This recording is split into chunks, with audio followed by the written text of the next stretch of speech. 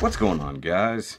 So today on this Shoky Reviews, we're going to take a look at this. It is the P-BANDAI, The Origin, RCX 76 Gun Cannon, First Type, Rollout Unit 1.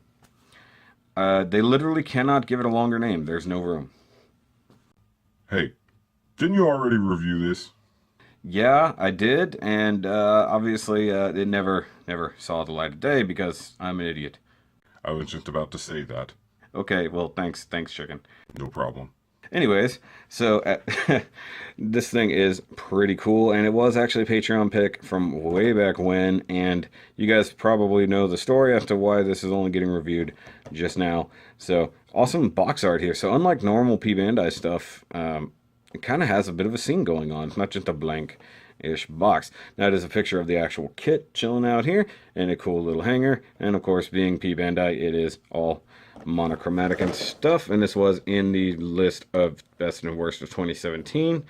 Finished up right in the middle because realistically it didn't have hardly anything new. It's just kind of cool. So HG Gundam The Origin, you got The Origin, and you come down here, I'm sure it says The Origin somewhere else, I don't know, but you come to the bottom and it just says a very long name like that, just barely blends into the background. Come to this side and you got HG Origin, BANDAI.net. Gun Cannon, First Step, Rollout Unit 1, all the things, Bandai. And this is a P-BANDAI box, so there's nothing to look at. All the same long-ass name. Hey, you got a warning there. Do not stick a gun cannon in a 3-year-old's face. It will hurt them. But then again, it says ages 8 and up. Hey, I'm right in the middle of that. Oh, by the way, it'll make 0 to 3-year-olds cry. And you've got stuff there and things and such. An 1,800 yen.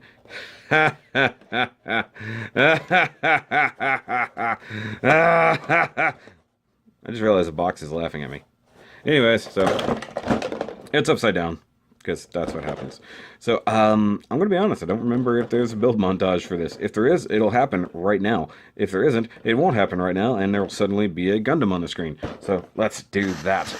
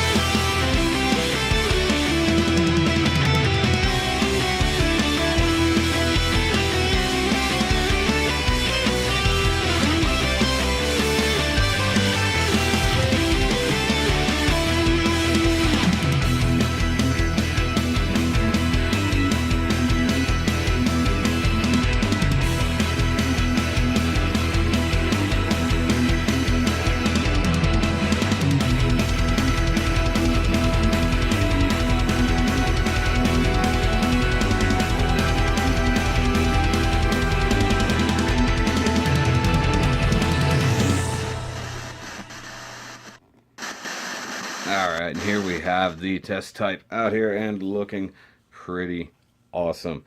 And guys, if you don't know, white and red are some of my favoriteest colors, though you'd probably think that it's like gray and silver due to my customs I tend to make.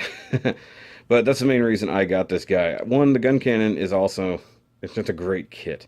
Technically, I own 3 of them at this point. I've never built the other one, the yellow one, but it's in the collection. But you guys can see it has the awesome red stripes and stuff on here. Just makes it fun. You got big old AE stickers right there. It's there. And some ESFF, ESFF, Federation logos right there. And yeah, if you're wondering, it is literally the exact same thing you get with the original gun cannon kit from the Origin. Everything about it is exactly the same with the exception of colors.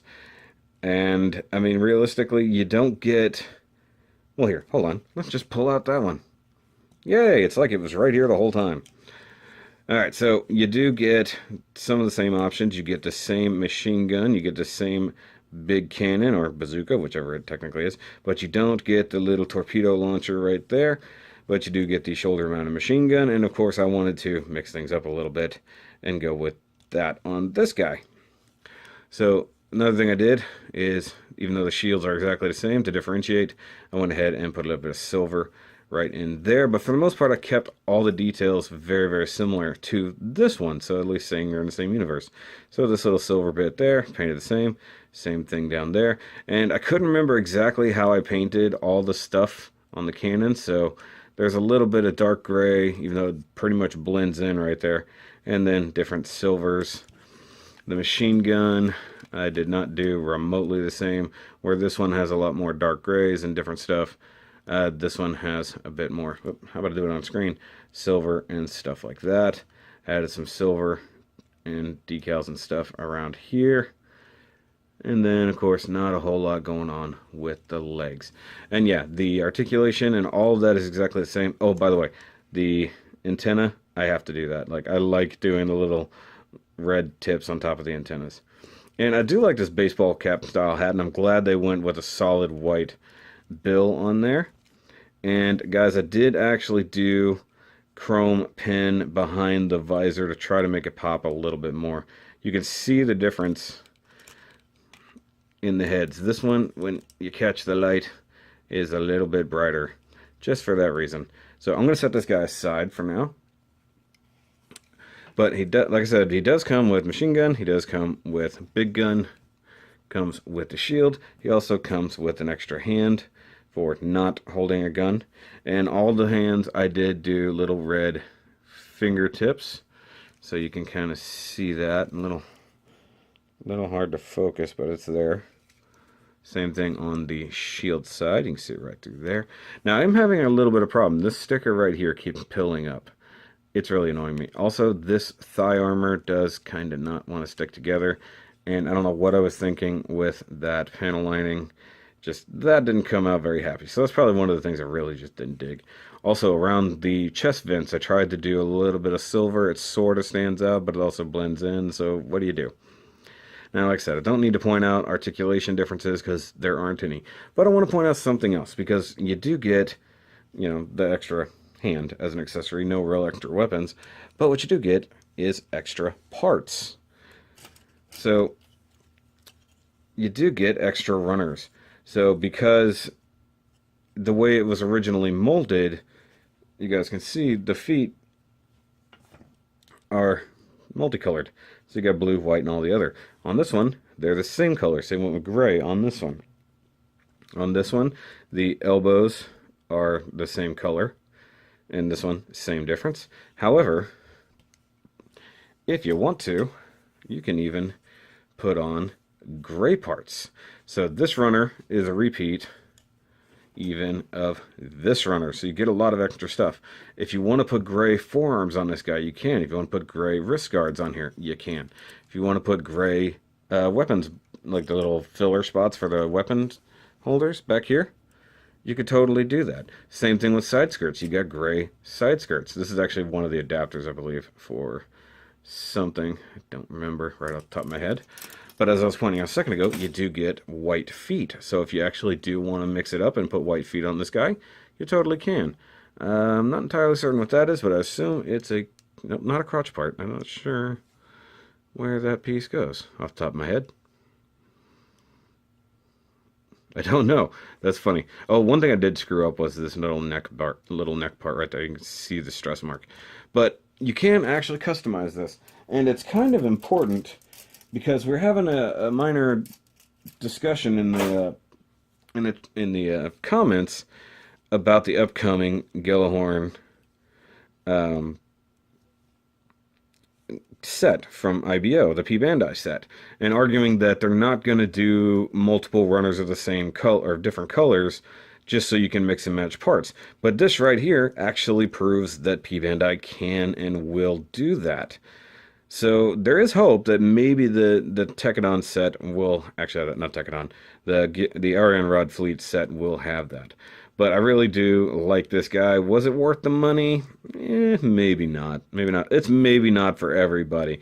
I love the aesthetic. I love the red stripes. And yeah, most of them are still a pain in the butt. These down here suck and they're peeling a little bit. Same thing here. But he doesn't have the giant logo across the leg. That makes me happy because that never wants to stick down. I'm probably going to have to get some kind of adhesive helper for that. I do wish they'd upgraded the hands a little bit. I kind of wish that it didn't have the little manipulator hands. I wish it had real, actual, like a fist. But that's something minor. Oh, by the way, the other thing I did, I painted these little areas here. That little gray marker was really, really running out. But if you guys can get a hold of this and you really like the gun cannon, I think it's a fun addition to the set. And plus, the fact that you have extra weapons even left over from this guy, you could probably mix and match a little bit if you wanted to. Of course, you could always paint if you really wanted to swap this guy to this color, though that would be a pain. Also, you wouldn't have these specific stickers. Now, when I get the yellow one done, which will be sometime this year, we'll have the full set, at least. Guys, if you are new here, make sure you give me a thumbs up if you like this, and subscribe if you really want to stick around and see what the channel's all about. And, of course, I want to thank my patrons, as usual, John, Andy, Steve. Of course, this was Andy's pick from, I think, November. And it sucks that everything failed the way it did, and I just hadn't had time until now to get around to fixing that mistake. And there will be a new Patreon pick sometime very, very soon. I believe they're probably going to get a couple of them in February just because I screwed up. But, guys, that's it for this review. And remember, as always, keep on building.